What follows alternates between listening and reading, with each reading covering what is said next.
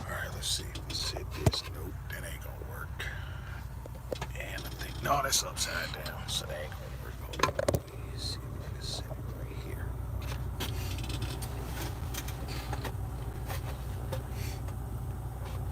What's up, everybody? This your man here. One and only that beautiful Rhode Island Red Rooster. One of the original road warlords, and as always, bringing you the knowledge and dropping the science in this industry of what we call trucking. As you guys come in here, all right, brother preacher. Um,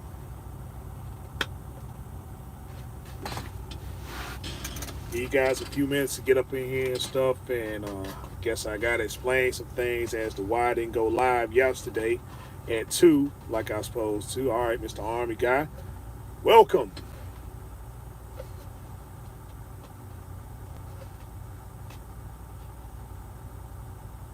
And it's a you stuck? Where you stuck at?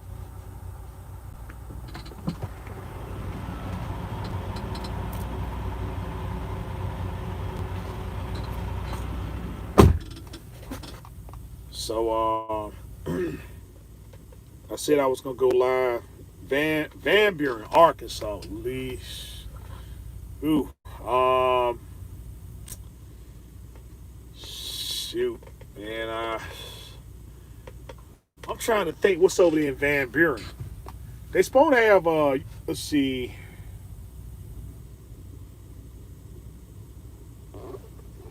Art Rocker box gasket. Your truck broke down. Okay, all right. Well, that ain't good. All right, truck with blue money. The engine wire housing. Oh crap. Okay, yeah. Um, yeah, that sucks.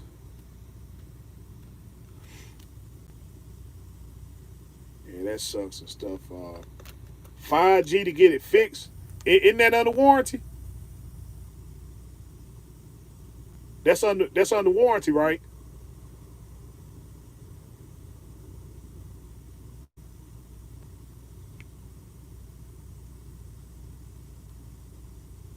Now, that's clearly got to be some freight line and stuff.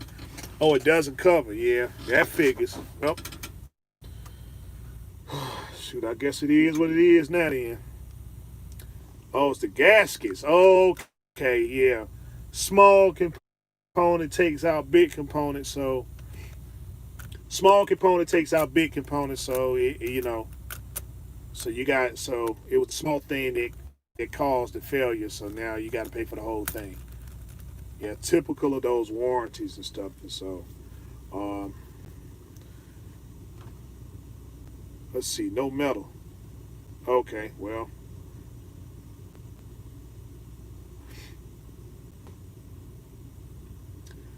so yeah, the reason why I didn't go live yesterday was because you ain't got no metal in the oil. No, you ain't gonna have no metal in the oil. You shouldn't. No, you shouldn't have any metal in the oil.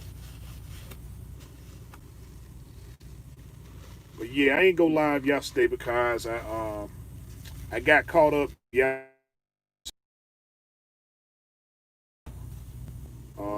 in order to get my break like I needed to and stuff. So once I got pulled over, I had to go straight to bed so that I didn't oversleep, so I could do deliver this stuff to.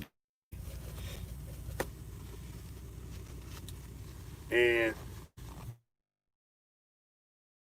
I guess that loses momentum and stuff like that. So I guess it loses the momentum and stuff, and so you want to pick up where you left off, but it isn't too fresh on my mind. So I'm gonna try to get back to that position if I can. But meanwhile, a shout out to my man Chase and Andrews and the chick Coco. If I got a name right and stuff, and so um, it just goes to show that exception. There are some exceptions and stuff, and so it's just like in school. You got some people that can just they can pick up on the game and stuff and just move immediately, you know, and stuff. And then some of us, figure it out a little bit later in the game and stuff. And so, and the important thing is that we all get it. We all get it and stuff. And so, um, I certainly hope, I certainly wish her much success in her endeavors. And I certainly hope that she uses her position to her advantage, which I good and stuff that she done. And so that's the complete aspect and stuff of the channel and stuff, to get people up to par to what you should be doing and stuff, and that is moving towards independence. You know, I ain't saying that everybody need to go and get their own authority and stuff, but that should definitely be goal. You know, to where if you have to go for self and stuff, you can. Now, if the people that's giving you the things that you need, okay, but just don't get comfortable with it. It's what I always emphasize. Don't ever get comfortable in somebody else's business, because if they ever then and you got too comfortable, then the process is and stuff, being a partner, they'll let you know, like, hey man, listen, we're deciding on going this route right here and stuff, and so you need to prepare yourself.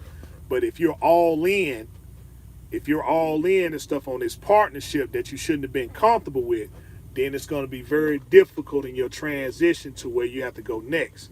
Cause I didn't do the things that was necessary for me to say, well, all right, I'll pick up where you left off. Cause some people just want to get out of the business altogether. I ran into that a lot in the industry and stuff. I was working for, I was company driver, and the guy that I worked for and stuff, he'd been in business for over 26 years. He had his children working inside of the building, and they didn't have any aspirations of wanting to take over the business. So he did what he had to do, He wanted to get out of it and stuff like that, and so he did what he did, and when he made that switch, nobody knew what was happening.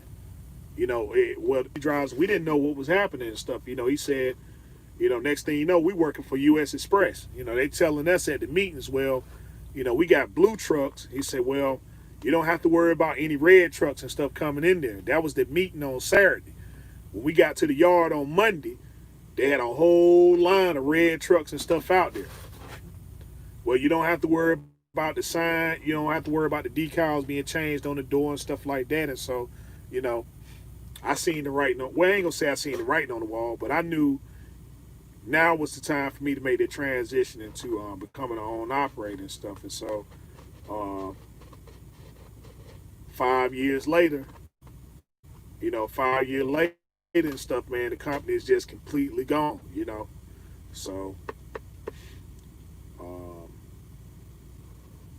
at the time, it was like the in the in the 2000s, it was like the changing of the guard, so to speak. You had a lot of guys that they've been in business and stuff for 30 some, 20 some years, 30 some plus years. And so the industry was making this, it was just making some real drastic changes and stuff like that. And so the people that had been in business for a while, they just said, well, look, I got enough to go ahead and just say I'm out, right? So, and we'll just give it over to, we'll just pass the torch over and stuff. And so, at the time, if there wasn't the phrase small fleet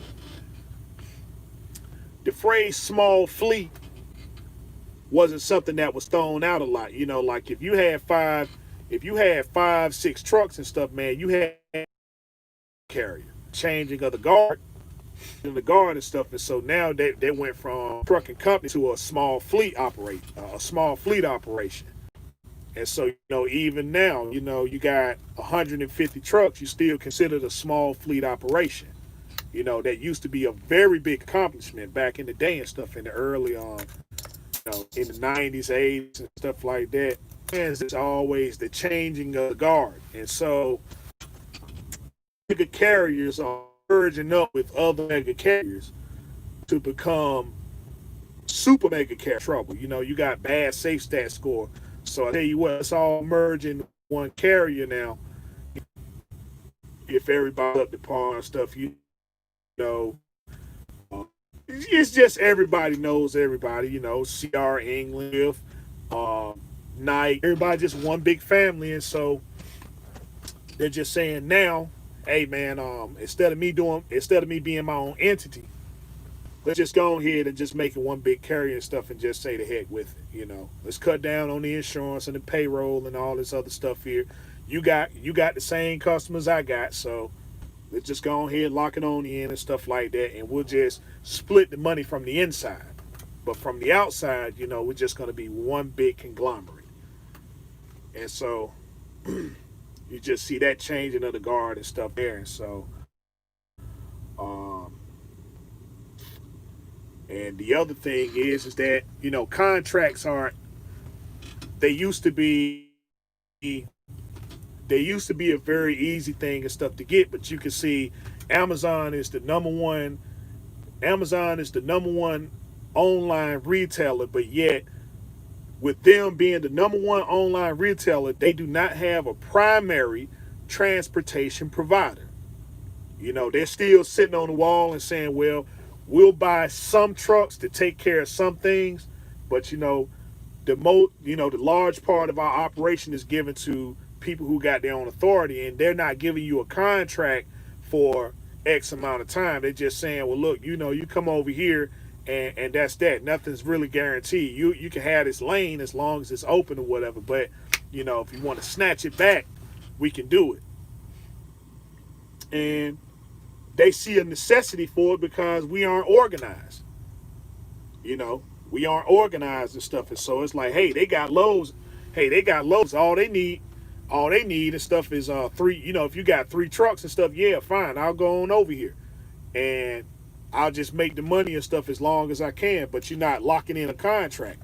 And again, this is from the number one online retailer, which in when they're being honest and saying that, you know, Jeff Bezos is going to be the first trillionaire in just 5 years. He's going to be a trillionaire in 5 years. And so right now he stands at a net worth of $124 billion. $124 billion. So in 5 years, he's going to be the first trillionaire. So, you know, they got some things in the midst. And so you already know logistics, and that's not going anywhere. Somebody's still going to have to make these shipments and stuff or whatever. You know, they got own food now, and I'm pretty sure they probably gonna pick up some more. They're gonna pick up some more businesses and stuff like that. But you know what they aren't doing? They aren't giving any contracts out. They aren't saying, okay, well, yeah, I got you locked in this lane for 5 years. I got you locked in. This is your lane right here and stuff. You know, you're locked in. Okay. They aren't doing that with anybody. And people should, you know, especially those that got their own authority and stuff, they should be skeptical about that. Right off the rip. Like, hey man, listen, they ain't locking any contracts in with us. And actual companies that went out and get the Amazon. XPO Logistics. You know, XPO Logistics, they put their bid in. New England Motor Freight, they out of business. Because of that, they said, you know, when Amazon was building these fulfillment centers and stuff like that, they, you know, they was having talks with Amazon, and even though stuff with them, but they knew that, hey man, listen, they aren't looking for any primary transportation providers. You know, they just gonna give the work to whoever and stuff. You know, the lowest bidder, because it's work. But they're not gonna let us come in. And they're not gonna let us come in and be that primary transportation provider, because when you in there and you have a big enough logistics going on and stuff, to see things from the inside and how the operation work and say, well, you know what? Hey, let's build our own fulfillment center. Oh, this is how it's working, because Amazon is nothing but a person who has a small business, and you don't have to have a brick and mortar store anymore. You know, you go over there, they do all your advertising, all your digital download. Now they're saying that, well, it's because they 20 to get and see the stuff, so the rest of you still gonna have the weights. Which now, then what's, they showing their hand now, like, hey, we're still going to have some restriction on this thing, just looking for something. And then when you get there and stuff, the thing that you're looking for, it ain't even it's not even in supply. So, and maybe that's what they anticipating too and stuff, because, some things, we're seeing a lot of businesses come and go that sound like a good idea and it was a great thing at the time, but then over time they just kind of sabotaged itself. And so, and that's what I'm thinking with Amazon, is that it's not a sure shot thing, because when they start going into this limited release, people gonna be like, well, shoot, ain't no point in me going online and stuff. I might just wait for it at the store. I just go to the store and stuff and get it that way, if it's gonna be a limited release or something. So um but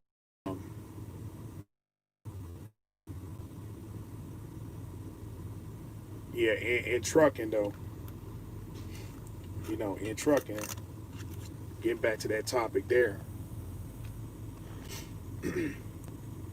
it's everyone's aspiration to be in total and complete control of your business, you know. But if the getting is good and stuff, then get what you can while you can. Just don't get comfortable, you know.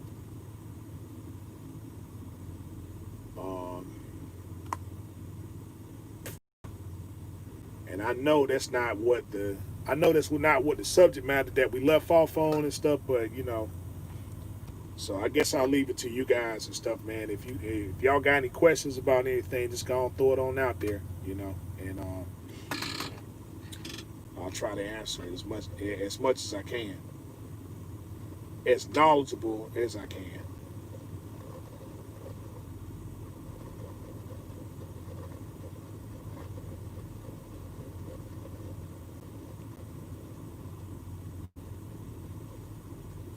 Dog, it was something else I wanted to speak on too, but I don't know if it's probably ain't important and stuff. It probably ain't truck related. That's probably why I can't remember what it is. Um, oh yeah, the other thing is, knows that the blitz. Everyone know that the blitz and stuff is going to be this week on Wednesday at noon. I mean, not on Wednesday at midnight. Wednesday at midnight, that's when the blitz is going to be happening between September 9th and September 11th. So, you know, just as a reminder, so you guys that, but at the same time, have a COVID load, if you have a COVID load and stuff, then you're good to go, because the extension is till the 14th. All right, Mr. Robinson, what's going on? Uh-oh. Let's see. Rhode Island, how often are you supposed to change your air filter? I do it every other month. I do it every other month. So they can go up, they can go every, if you got a Cascadia, every second PM. Your second PM and stuff is usually when it gets kind of dirty and stuff. But I do mine every other month and stuff. But yeah, every second PM that you get, you know, if it next one you don't have to worry about it, then the one for that one and stuff, then you go and get you another. And make sure that you change your air cabin filter too.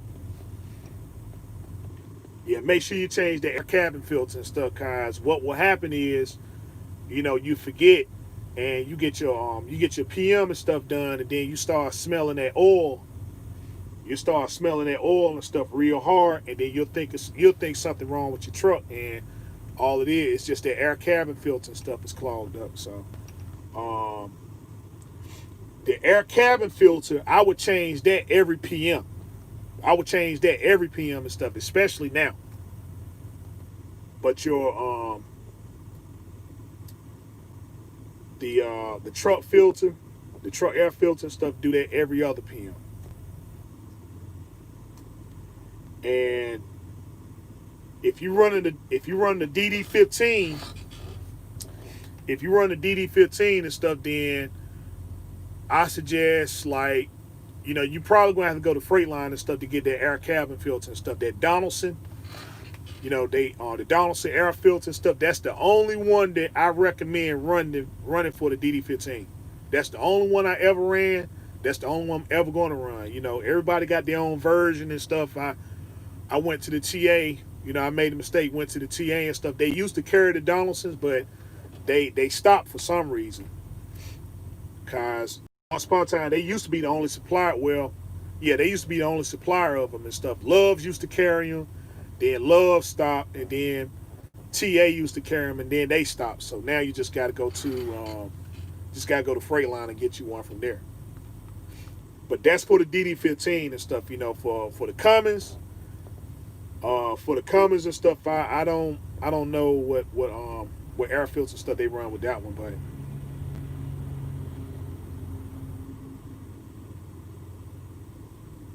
yeah. So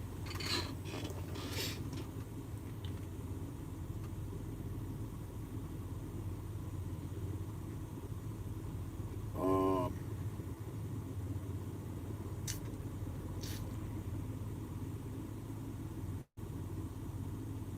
there's a lot of movement out here. This truck stop. I guess that's why I'm looking around and stuff like that. You know, so it's a lot of movement out here and stuff, and that's these guys coming in here 100 miles an hour and stuff like that. But then they get out here on the highway. Do you use or recommend Lucas as an oil stabilizer? That's the other thing. I never ran Lucas in this truck. I never ran it in this truck here and stuff. So that's the other thing I can't speak on and stuff as far as like the DD15 and stuff. I never ran, like I said, I never ran Lucas, but uh, you know, the post emission engines are a little bit different than they're built a little bit differently than your pre-emission and stuff like that. Like when I had Sky Rooster, you know, that was a Sky Rooster was the C15. It was a C15 cat, and so I ran Lucas in that and stuff with every PM. But you know, with the DD15 and stuff, I never ran it. And when I asked questions about it,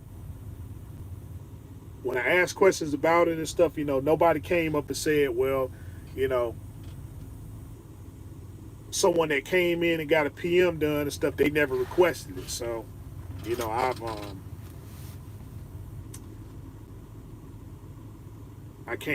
I can't really say what it would do for a DD15 and stuff, but it is a good oil additive. But um, you can do, you know, with the post emission truck and stuff, man. You got these trucks out here doing almost, you know, you got guys doing 30,000 miles and stuff, man, before they get a PM done on it. And from what's being said, it's not even hurting the engine to do that. you know, as opposed to a truck with a pre-emission. You know, you do that on a pre-emission and stuff, man, and you liable to tear something up. You know, you got to do pre-emission. You got to do it every,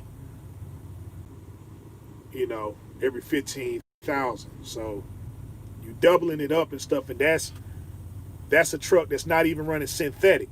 You know, that's not a truck that's running synthetic, cause I push mine and stuff to around. I do mine every 20,000, and even then they say, you know, I'm doing it too early, cause, you know, the oil isn't, you know, the oil is still, you know, the oil is still brown.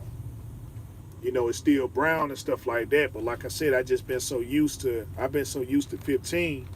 You know, and they say, well, yeah, you could push this thing about 25 and stuff like that. So I usually get around 19, you know, 19, 17, something around that area there and stuff. But, you know, I haven't seen any change and stuff in the color of my oil. So, you know, that's a good thing.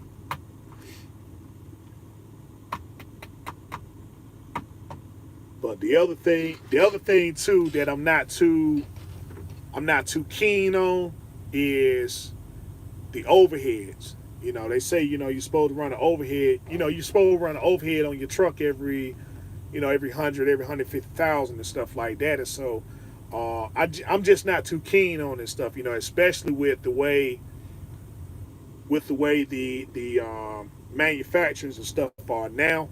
I just don't trust them. You know, I just don't trust them now. You know, on an older motor, then yeah. You know, on an older pre-emission truck, you know, I wouldn't mind going to get an overhead on that, no problem. You know, but these newer engines, you know, these newer engines and stuff like that, you know, it's going in there. You know, even to get something simple, you know, it's just, you know, I'm hoping that in the future that some of these secondary shops and stuff will step up and say, well, yeah, we'll do them, and we got all the tools and stuff necessary and stuff like that, because, you know, people are going to start requesting them sooner or later. It's just a lot of these secondary shops and stuff, they're just not too keen on going in and running the overhead and stuff for you. You know, they'll do one on an older you know, older engine and stuff. They'll do that, no problem. Yeah, okay, yeah, you got a you got a 60 series, you got a 60 series, you got a, you know, you got an N14 and stuff like that. You know, 3408, yeah, come on in here. We got all the tools and stuff like that, and we'll just go ahead and take care of you right then.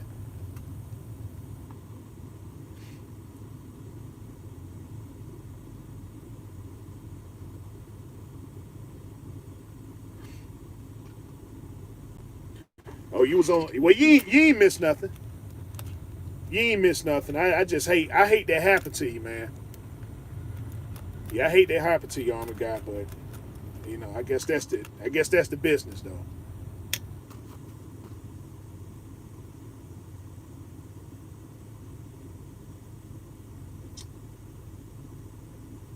I guess the other thing I'm kind of disappointed about is that I keep saying I could have had my truck paid off next month.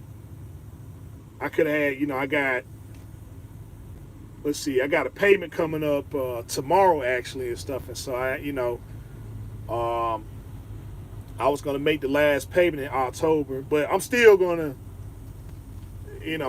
pay it off and stuff. It just got thrown off by a couple months because I'd rather go ahead and get the transmission rebuilt first, you know, as opposed to just paying the truck off and then having to wait to get that money and stuff back. So it's something that I need and everything. So I'm gonna take care of that, and I have to do I'm gonna do the process on that too. In fact, I'll probably get with Lone Mountain. I'll probably get with Lone Mountain and stuff and see if I can go into the actual office and show, you know, the end result, because some people believe that there's a balloon payment and stuff at the end of, you know, at the end of the lease and stuff with Lone Mountain and stuff like that. And in the contract, it doesn't say that. You know, it's hey, whatever your payments and stuff are, once you make the last payment, it's yours. So I'm gonna just get with them and stuff like that, and then I'm gonna do a 3 year.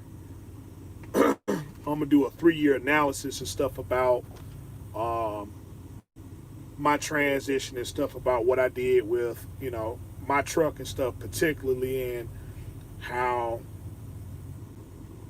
if I could do things differently, what would I have done differently, and just urge people and stuff to give them a better understanding about what it's about and stuff to get a truck with these guys and stuff like that. Because I mean, it's not when you understand the business, a truck payment isn't a hindrance. It's not a hindrance for you and stuff, as opposed to this truck here. I'm paying $13.75 a month for it, and the first truck I ever got through the bank, I was paying $946 a month for that truck, and it was a struggle. That truck was a struggle to pay $946 a month. So and the problem wasn't the truck or the bank. The problem was the people that I was with. The people that I was with and stuff like that. And so me not having the understanding and stuff about the business to where I can consistently make money, because when they get the truck payment and stuff like that, I don't even notice it. It's like, well, it's okay, all right. I don't even notice it and stuff like that and everything. Like, well, okay, this week I make the truck note and stuff, and that's that. But it's not. It's like, oh man, they getting this truck note and stuff like that. Boy, I'm gonna be set back. So a lot of guys and stuff they say, well, I don't want a truck payment. I don't want this truck right here because I don't want a truck payment. And so the payment can be a problem if you're not established, right? But that anything that you get on your first time, if it's a first time buyers program or something like that, then your interest is going to be a lot higher. But that's where I say the lease program comes into play, because if you've been in anyone's lease program making the payments every week, and now you're going from weekly to monthly, that should give you some structure there to say, well, all right, when I was in a lease program, this is what I used to do. So let me carry on that same operation as far as the money and stuff like that. Even though I'm making a payment once a month, let's keep that same mindset that I still owe weekly. And that way and stuff, it'll get you on the par and stuff to understand, okay, well, you know what, making payments really ain't that bad.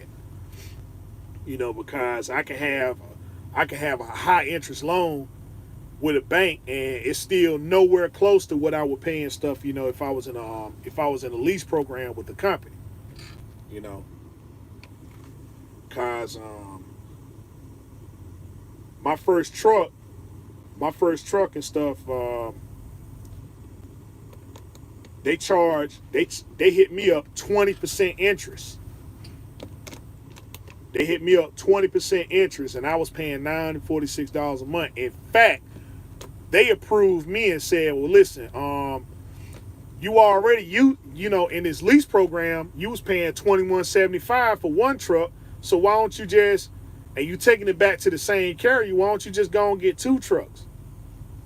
Why don't you just go and get two trucks and stuff? You used to, you used to paying this money and stuff like that, except you'll have two trucks now. But I'm like, nah, it's a nice suggestion, but I mean, still, it's just, no, that's just out of the question. What I'm trying to do is to cut down on my expenses to where I'm operating reasonably. And even then, that $946, I'm like, man, dude, it was just a struggle, because of the way that I operated business. It's no secret I was with Roadrunner. And stuff, and so My expenses at Roadrunner was $175 a week. That's all I paid Roadrunner, $175 a week and stuff. After that, every single money and stuff was mine. And it was a struggle. It was a struggle over there and stuff. I had to learn that system. I had to learn that system. I had a brand new trailer. I had a brand new trailer and stuff. So I ain't had nothing to worry about with the trailer. It was just, they just make sure your truck's straight. And it was just a struggle over there. I wasn't turning in paperwork and stuff on time. And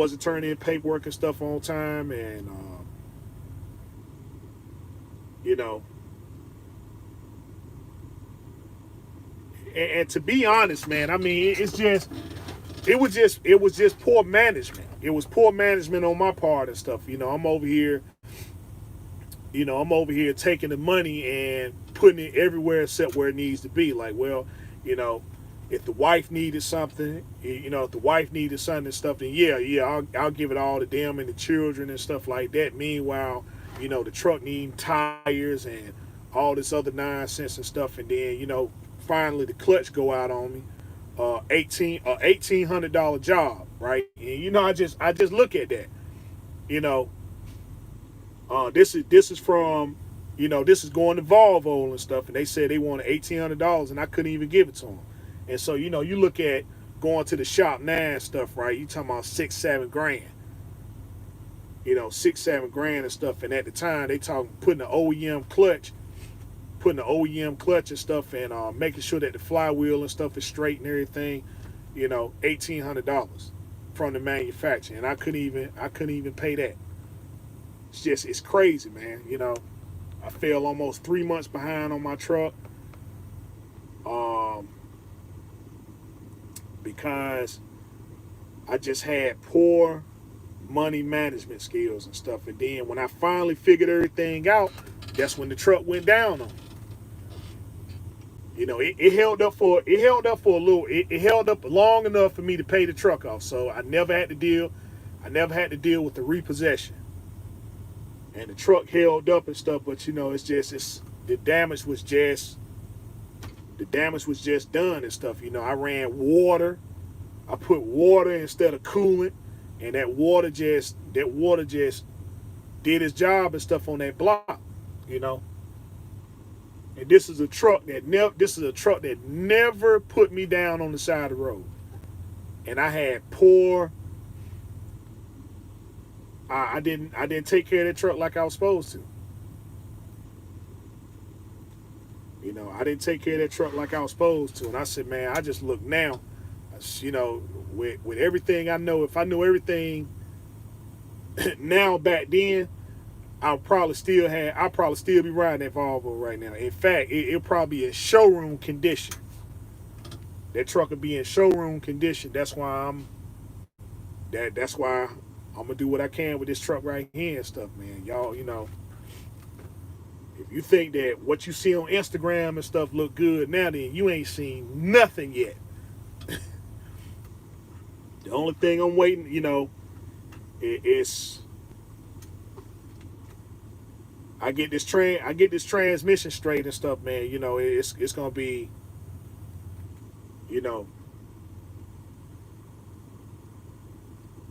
I'm gonna definitely go all out on this truck here and stuff. I didn't get the truck I wanted, even though I had the opportunity to get it. So, it's just gonna be my last little homage and stuff like that, cause unless I total lost this truck here and stuff, I don't see me going out here and buying another one. So this will be the last truck I buy right here.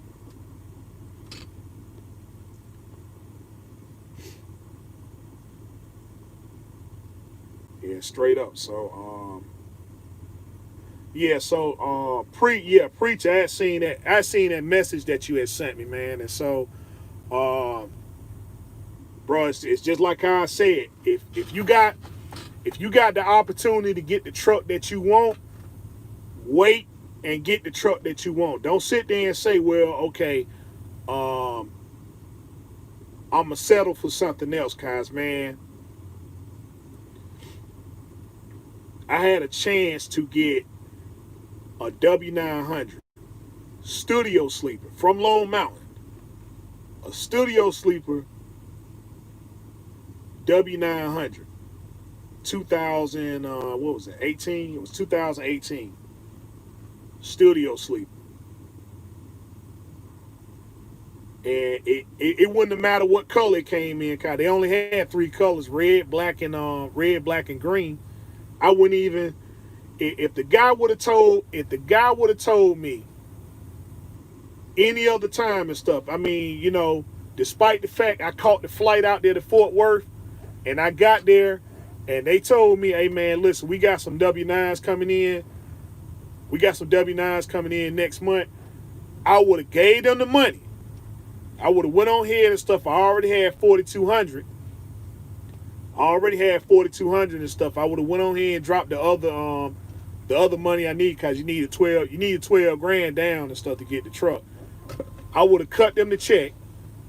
I would have caught me a plane back and said, "Look, y'all give me a call when my truck come in. I don't care what color it is. I don't care what color. I don't even care where it's at." I would have flew all the way out to Vegas to go get that truck. If they said, "Okay, yeah, they're here, but it's in Las Vegas," I would have went all the way out to Las Vegas and just bobtail back. But that's the truck I wanted. And I mean, with all things considered and stuff, the truck being brand new, bumper to bumper warranty, and then having an understanding about the industry and knowing that I can make money consistently, that's where you want to be at. You want to be that type of comfortable in your business. This is why people go and buy, Peterbilts, and that's why guys get Peterbilts and W9s and stuff, because you're very settled in your business. You understand your affairs of your business. Just like people going out there and getting cars and stuff like that. Like, well, I'm gonna go get me a Cadillac or a BMW or a Mercedes, because they know honestly they can handle those payments and stuff like that. You done sat there and you need to treat yourself out at least one time in your life. You've been selling for you've been selling this stuff, man, for, I don't know,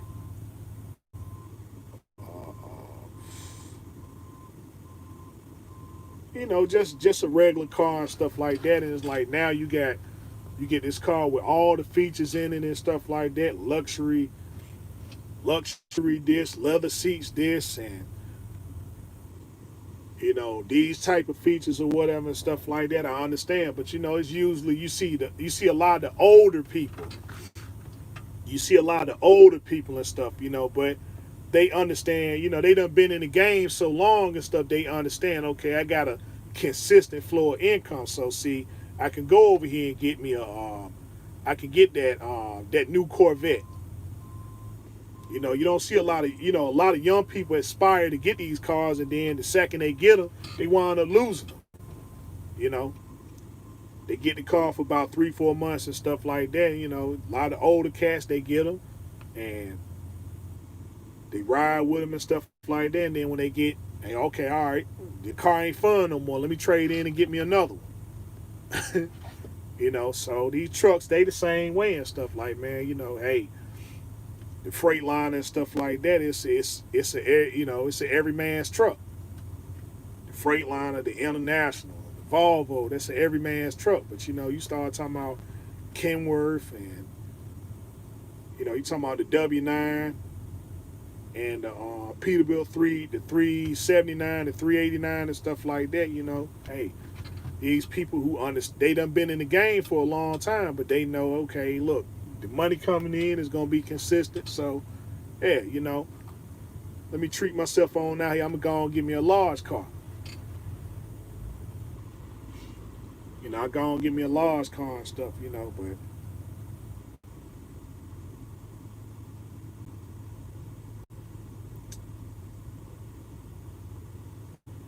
and some people, they luck up.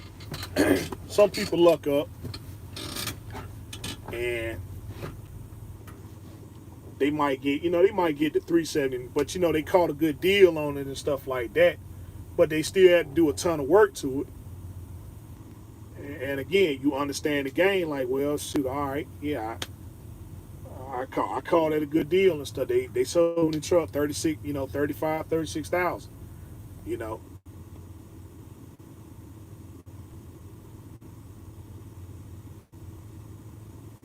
Like, when Warner, when Warner and stuff, when they had, their trucks and stuff, when they sold their trucks, they didn't sell them too high and stuff. Their W9, they sold 35,000. Um, they sold for 35,000. The Peterbilt 379s, they sold for 40,000. Where typically a W9 will cost you anywhere between 70, a used that same year and stuff, 70, 80,000, something like that. Same thing with Central when Central and Swift, when they had their W9s and stuff like that, you know, when they sold them, shoot, some of them sold as low as 25,000. And wasn't nothing wrong with the truck, you know.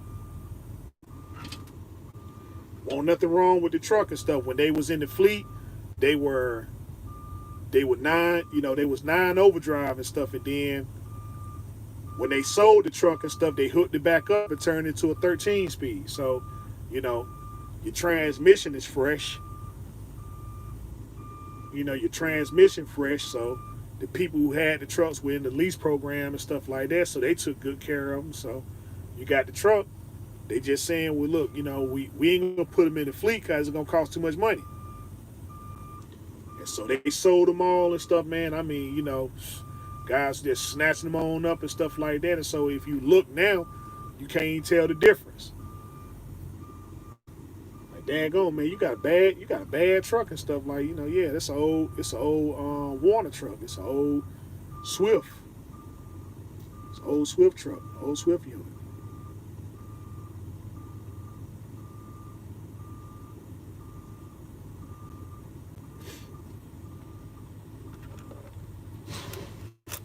Uh,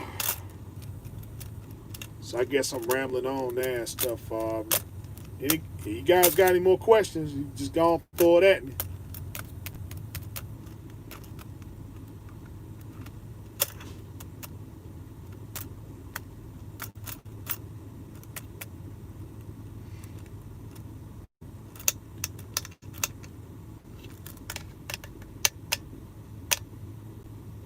Oh, I know what, son. I should have said this too and stuff at the beginning. Is that um, my live I did a couple weeks ago, right? Where I really want to get insight with the women.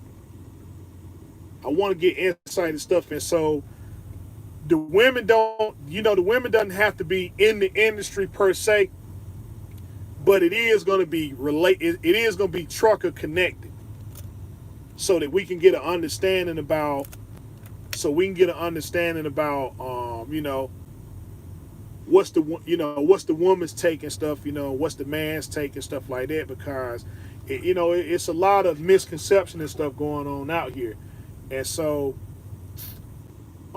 another reason why people fail is because you want to get a balance of two. You want to get the balance of both and stuff. You don't, you got people that's in the industry. They, you don't want to be out here by yourself. Of course, person you're gonna be in a relationship or even get married or that sort of thing there. But the balance just isn't there. And so I don't think people kind of understand. I don't think people understand, like, the sacrifice and stuff or what it means to be in the industry. And at the same time, us that's in the industry, we don't have an understanding about what's going on at the house. So, if we can have a discussion, if we can have an open forum discussion about, what it means, from people's different perspective, to see, okay, what will make a healthy relationship in the industry, because you don't want to sit there and stuff and You know, you make good money in the industry, but you can make good money doing anything. You can make good money doing anything. It's just um, a lot of the money you get to keep because some of the stuff that you would normally do is already taken care of and stuff. It's not like you got to get up and go to work every day. You know, you got to get up and drive to work every day and stuff. You know, you at work, so that cuts down on gas, and so you figure like, well, all right, I had a 9 to 5 and stuff like that, spending $200 a week in gas and stuff. So you know that's $800 a month right there saved. You know, because you don't have to do no commuting to work. You know, so it's the little things and stuff that kind of add. You know, it's the little things and stuff that add up. You know, but I think that that's what my that's what my primary focus and stuff want to be on is in that you know I want to get in that form and stuff there and everything. I'm still gonna be doing, you know, the trucking thing and stuff like that, but you know, somewhere down the line, I'm hoping that you know, us as family can come together and have a conversation and put everything out there on the line about, you know, what it means and stuff. You know, the institution of family. I guess that's the best way. That's the best way I can describe it. You know, cause um, there's no definition of what it means to have a perfect relationship or whatever. Cause hey, things work for people. And I feel like, you know, we're straight if we're just straight up about our situation, like a lot of people will say, um, you know, being open, right? You know, you in an open relationship. You know, you in an open relationship and stuff, and so um, I guess we can I guess we can do it on a sneak tip, you know, like I got a side piece over here, you know, I got a side piece over here and stuff like that and so on and so forth. But you know, again, that's not very productive if you're doing it on a sneak tip and stuff. But you know, if you think about it, right? But if you think about it and stuff, if it's open, let's just say you got an open relationship, then it's no secret about it's no secret about um, who she messing with or who you messing with. You know, everybody knows everybody and stuff, and you know you can do it from an economical perspective. Ain't no point in trying to take care of two houses when everybody can come in and everybody got this one big house in their own space. You know, it can work for people. I ain't saying everybody. You know, it's just you gotta have that mental capacity or whatever and stuff. You know, cause some people believe in, you know, a lot of people believe in the monogamous thing. You know, one man, one woman. But we do have that element of people that go out there and cheat. And the only reason why you're cheating is because you ain't trying to be up. You know, you ain't being upfront about who you are. You know, like, hey, I like multiple women. I like you. I like you, but I also like her.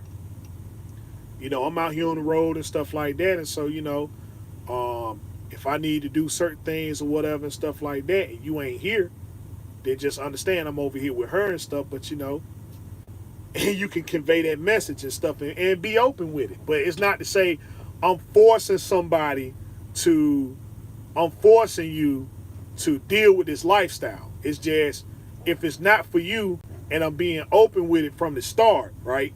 Then you can make that decision and say, well, yeah, okay, yeah, this can work for me, or no, it can't work for me. You know, and you ain't forcing somebody into something. Again, that's just one perspective about an open relationship. And then you got, of course, you got morals and stuff that you want to throw in there too, you know. And from a moral perspective, some people just decide not to do it. And that's cool. But be true to yourself, though, is what I'm saying. If you know you got a side piece, okay. Well then You that type of person that needs to be in an open relationship. If you that type of person. And there's no point of saying that that element doesn't exist and stuff, because it does. It's just, you know, you ain't got to be deceptive about it.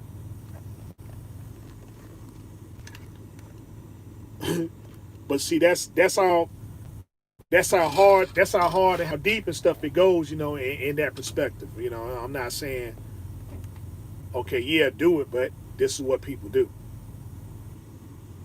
This is what they do. Um,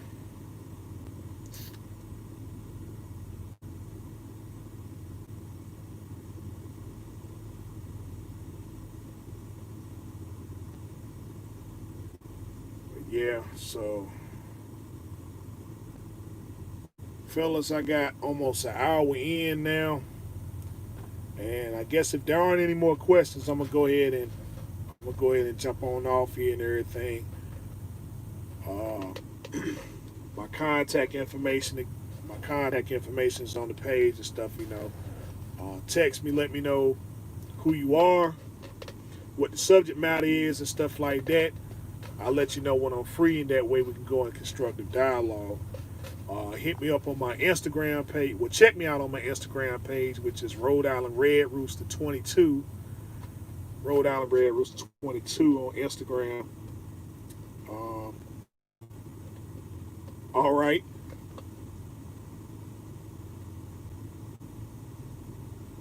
All right, Deja Vu. All right. Yeah, I mean, hey, it's just it's one man's perspective. I'm not saying, you know, I'm just trying to speak to get an understanding on that part there and stuff, cause you know there is a commonality. There is a commonality that happened amongst us and stuff. Is like, man, look, I'm in this relationship, and and I can't give no relationship advice on what you need to do in your relationship. But if it pertains to trucking, you know, it is a commonality. And so I can say that, well, listen, you know, with you being in this profession, there are some things that you need to expect, but you also need to be straight up and honest about your situation. You know, if you're this type of person, okay, then that needs to be understood from the beginning. It doesn't matter whether you drive trucks or not. You know, um, if she's that type of person, then you need to understand that from the get go too, and say, okay, well, hey, I can deal with it, and if you can deal with it, then all right, you know. But if you can't, then before any time, energy, and resources put in, because you're moving towards a partnership, and in that partnership, it needs to be understood what kind of partner that you have. She needs to be honest. You need to be honest, and that way you can proceed forth, because you're going to be accumulating a lot of stuff.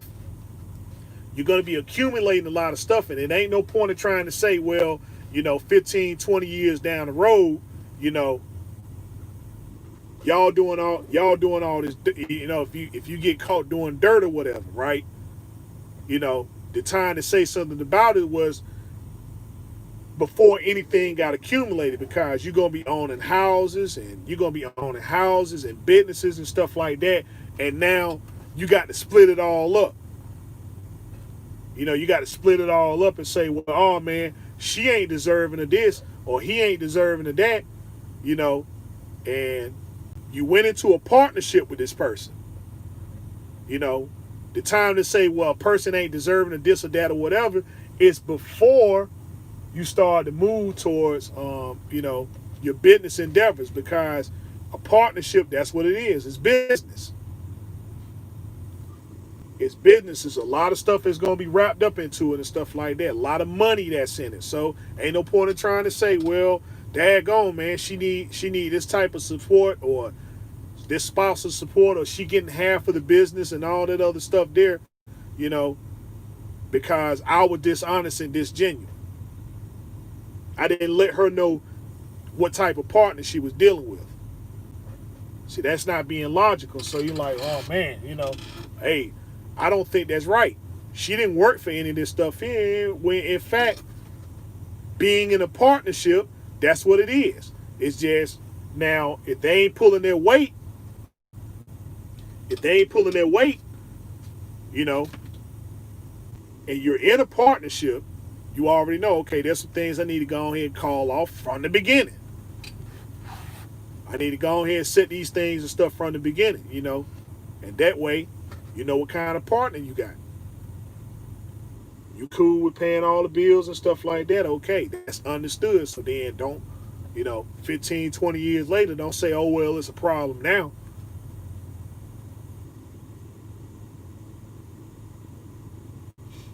You know, just be straight up about your situation and stuff, man. Understand. Well, yeah, hey, trucking just ain't, it ain't just trucking. It's anything you do. Everything you're going to do, you're going to make money with. But this is, the circumstances in trucking is just, it's a lot different. You're a lot open and susceptible to a lot of things and stuff that you wouldn't be ordinarily, you know. She in one state and you in another.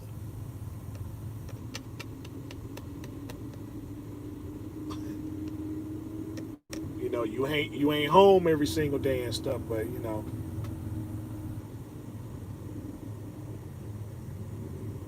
yeah. But fellas, that's my time and stuff like that. I appreciate y'all hanging in there with me and everything. And with that, we'll go ahead and end on that note there. So this your man here, the one, the only, that beautiful Rhode Island Red Rooster. Telling you as always, continue to do your research, fact finding studies, harness on your skills every day. Until next time we talk, next time we meet, safe, be easy, and peace out.